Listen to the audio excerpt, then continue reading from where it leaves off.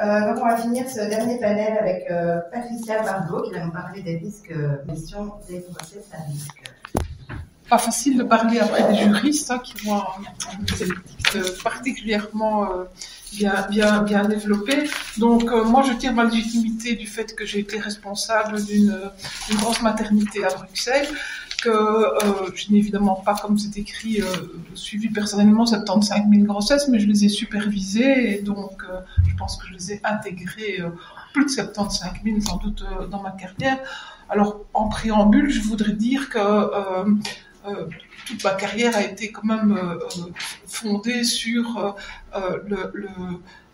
la volonté d'avoir de la bienfaisance vis-à-vis des futures mères et des mères et des futures mères, qu'elles soient de toute origine. Et donc la particularité de mon hôpital, c'est que nous recevons des publics extrêmement variés, de gens, ça peut aller donc les immigrés, les pauvres, les étrangères, des femmes aussi qui vont jusqu'à toxicomanes, certaines qui sont sociopathes. Enfin, je veux dire, d'accorder des soins les plus attentifs et les plus respectueux pour toutes.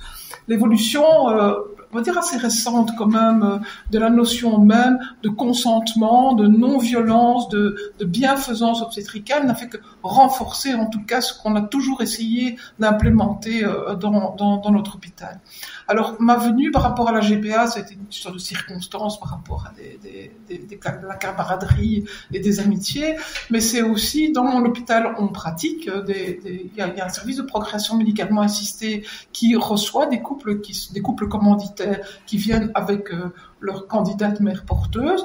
Je le sais, et je voulais aussi dire que mon but n'était pas du tout de jeter l'opprobre ni sur les femmes qui acceptent d'être mère porteuse aujourd'hui en Belgique, ni sur mes collègues qui sont en général très aussi, et c'est ça tout le piège dans lequel on est, qui sont aussi sensibles à une immense détresse de certaines femmes qui sont nées sans utérus ou qui ont perdu leur utérus dans leur vie et qui ne savent pas concevoir un enfant. Donc leur but est aussi, évidemment, ils sont animés par de la bienfaisance.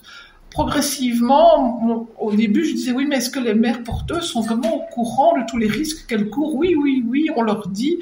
Mais quand on parlait d'un consentement libre et éclairé, en fait, j'ai constaté qu'il n'y avait pas de document écrit qui leur expliquait clairement dans quoi ce qu'elles allaient s'aventurer. Et puis, c'est vrai qu'il y a des choses qui commencent à se passer. C'est que si à Saint-Pierre, il y a l'immense majorité des couples commanditaires vont se voir refuser dans leur projet parce que tout ça c'est absolument pas abouti, mais il y a aussi des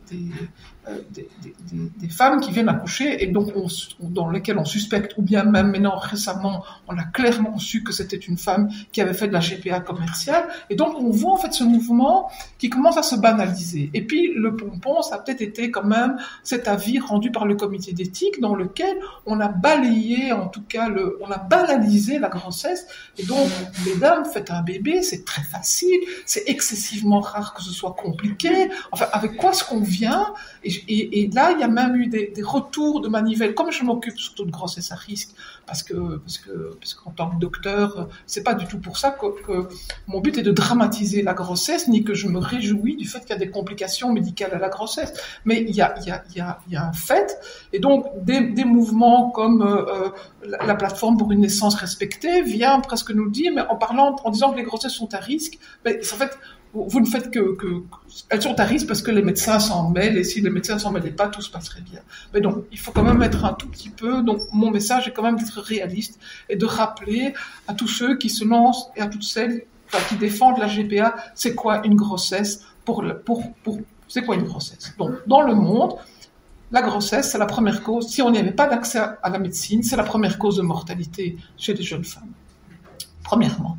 Dans un pays comme l'Afghanistan, dans lequel les femmes ne sont pas nécessairement en mauvaise santé au départ, mais elles vivent dans des régions totalement isolées, on est quasiment à 1% de femmes qui vont laisser leur vie, qui vont mourir lors d'une grossesse. Comme elles ont plusieurs grossesses, pour finir, ça devient vraiment la première cause de mortalité chez elles. Chez nous, évidemment, la proportion de femmes qui vont mourir est évidemment beaucoup plus faible, mais ça n'empêche pas que les femmes font des complications qui sont extrêmement graves. Donc en fait, elles ne meurent pas, mais c'est parce qu'elles vont bénéficier de soins intensifs qui vont être éventuellement traumatisants. On n'arrête pas de parler de traumatisme obstétrical parce qu'on fait une épisiotomie, mais je vous dis pas quand on termine aux soins intensifs, multitransfusés, intubés, réanimés, etc. Donc je veux dire que il y a beaucoup de femmes qui ne vont pas mourir, mais qui vont vivre un véritable traumatisme. Il ne faut pas les oublier, celles-là non plus. Alors, la vie du comité d'éthique a balayé le problème en disant on va prendre des femmes de moins de 40 ans qui ont déjà eu toute leur famille, donc complète, donc ça veut dire que ce sont des femmes en général qui ont plusieurs enfants, et qui n'ont pas eu, et qui sont en bonne santé. Je voudrais juste rappeler que la notion de bonne santé, c'est l'absence, n'est pas que l'absence de maladie, mais c'est une notion qui est extrêmement floue. Est-ce que on est en bonne santé si on est en surpoids? Bon, globalement, oui, on n'est pas nécessairement en mauvaise santé parce qu'on est en surpoids, mais en fait, ça augmente nos risques obstétricaux. Est-ce que c'est dangereux si jamais on a déjà eu une césarienne? Toute femme qui a déjà eu une césarienne, on ne va pas l'empêcher de faire un autre bébé, mais quand même, en fait, on sait bien que les risques sont augmentés. Et donc, de dire que la notion en médecine, la notion de risque, c'est toujours une courbe de Gauss. Donc, en fait, il y a la norme et puis il y a les extrêmes. Et donc, en fait, les choses sont très rarement tout blanc, tout noir, il n'y a aucun problème, il y a plein de problèmes. Tout ça, ce n'est pas vrai. Alors, qui plus est, il y a vraiment un aléa dans les grossesses. Il y a un aléa pour la femme. S'il y a des conséquences pour la santé d'une mère, d'une future mère, il y aura des conséquences pour toute sa famille, parce que je veux dire, une mère qui est hospitalisée, comme ce sont des femmes qui ont eu leur famille complète, qui va s'occuper des enfants? Le mari, le compagnon, la société. Qui va payer son incapacité de travail? La société. Enfin, je veux dire, tu ne fais pas un bébé toute seule. D'ailleurs, l'enfant, quand il va naître, dire qu'il appartient aux parents d'intention ou à la mère donneuse, tout ça, c'est pour moi, un enfant, ça va appartenir à une communauté. On est toute une communauté pour s'occuper d'un enfant. Donc ça, c'est quand même une notion aussi très importante sur la santé d'une mère. Alors, indépendamment de parler des conséquences catastrophiques comme la mortalité, je voudrais rappeler que l'état de grossesse augmente énormément de pathologies. Vous faites la grippe, vous n'êtes pas enceinte.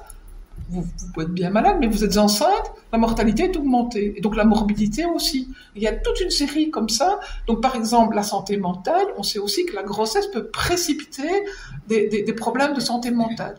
Et que la deuxième cause de mortalité maternelle en France, c'est le suicide. Donc je veux dire qu'il y a aussi une augmentation de toute la morbidité. Alors c'est pas tout. On parle toujours de morbidité, donc ce sont des choses, mais une grossesse, ça... Consciemment, c'est 8 mois, et pendant ces 8 mois, plus encore le postpartum, il y a ce qu'on appelle gentiment les petits inconvénients de la grossesse, ou la bobologie, mais cette bobologie des nausées de début de grossesse, ça peut se terminer par une hospitalisation avec une perfusion tellement que la femme est déshydratée, et puis je voudrais bien rappeler que quand même, avoir du pyrosis, des hémorroïdes, des vergetures, des lombalgies qui fait que vous savez plus vous plier pour ramasser quelque chose tellement que vous avez mal, ça fait partie, c'est d'une banalité terrible. C'est tellement banal qu'en fait, moi, mes consultations, ce n'est en général qu'une longue suite de plaintes que j'accepte avec bienveillance par rapport aux futures mères, et que les femmes, en général, elles viennent se plaindre chez leur docteur, mais elles sont courageuses, elles essayent d'assumer, mais c'est une véritable réalité. Et donc, je ne voudrais pas qu'on dramatise toutes les grossesses, mais certainement qu'on arrête de les banaliser et de croire que ça va être fait quelque chose comme ça de super simple. Même, par exemple, je pense que faut pouvoir le dire, les femmes qui ont accouché, elles ont généralement plus la même continence qu'après. Et donc, comment est-ce qu'on banalise toutes ces choses qui nous arrivent et qu'on fait pour le plaisir d'avoir un bébé, bien que, rappelons-le, nous ne sommes pas dupes, beaucoup de femmes que je vois enceintes pour leur futur bébé à elles, sont soumises en fait à une coercition reproductive et n'ont pas toujours tant envie que ça d'avoir ce 3e enfant ou ce 4e enfant, parce qu'il se fait que souvent elles ont eu que 2 ou 3 filles avant et que donc il faut continuer jusqu'au moment où l'héritier va arriver.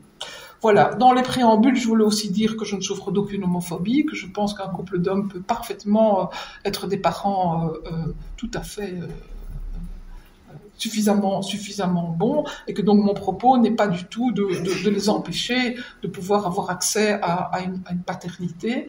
On peut-être que je regrette que dans notre société, il y ait tant d'enfants, qu'on cherche désespérément des familles d'accueil et que ce soit si compliqué de prendre soin des enfants des autres dans la législation telle qu'on l'a.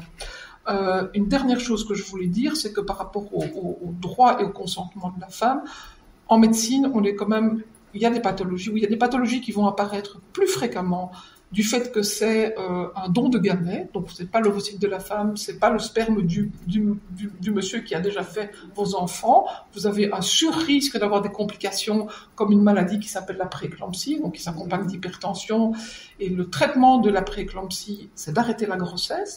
Quand la prééclampsie survient à la fin de la grossesse, c'est assez facile, on déclenche, et puis voilà. Mais quand ça survient dans des âges où le fœtus est encore à la limite de la viabilité, ça pose des véritables problèmes de décision. Et donc, quand c'est pour la femme, et que cette femme dit c'est mon bébé, donc on essaie de trouver, de ménager la chèvre et le chou pour arriver au meilleur résultat, mais quand c'est pas pour cet enfant ne lui appartient pas, mais appartient à quelqu'un d'autre, jusqu'où est-ce qu'on va tirer les choses, jusqu'où est-ce qu'on va prendre des risques pour la santé de cette femme par rapport à cette pathologie. Et donc, de nouveau, on croit que c'est blanc ou c'est noir, mais non, souvent, tout est gris dans nos décisions et tout peut être très, très compliqué. Voilà, je crois que j'ai supervisé un peu toutes les difficultés. De rappeler que quand même, oui, un dernier mot par rapport aux complications. Donc vous savez que 20% de nos grossesses se terminent par une césarienne. Une césarienne, c'est quand même que 80% vont avoir une péridurale. Donc on vous pique quand même dans l'espace péridural. Tout ça ne sont pas des choses anodines.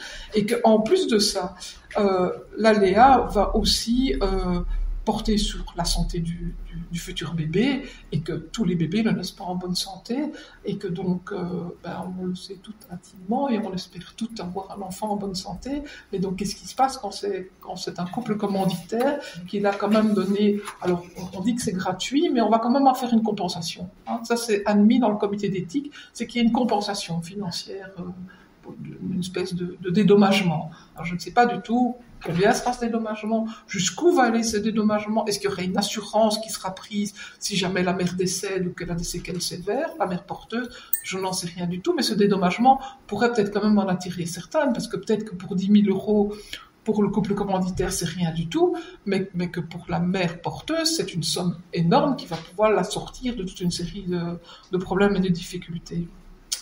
Voilà. Je pense que j'ai déjà fait un bon petit tour. Vous voulez bien donner de nouveau la statistique sur le suicide? J'ai pas bien entendu. C'est la deuxième cause de mortalité maternelle en France. Oui, j'avais bien entendu. En France, voilà. Et vous disiez, pardon, les césariennes, c'est dans combien de pourcents? Alors en Belgique, on est à 21%, et on est très bon. Hein.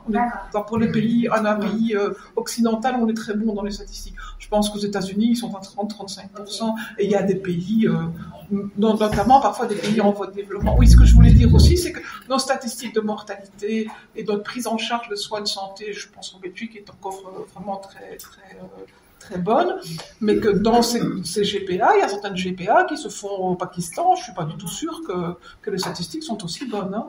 Mais ce sont des couples commanditaires de chez nous qui vont aller faire un bébé chez des mamans.